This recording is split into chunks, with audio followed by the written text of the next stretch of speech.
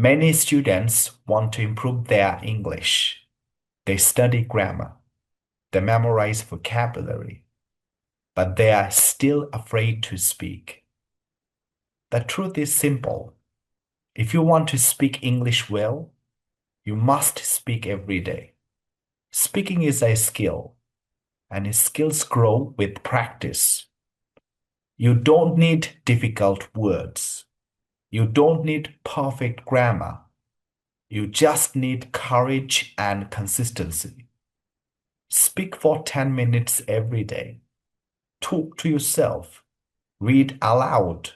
Record your voice. Listen and improve. At first, you will make mistakes.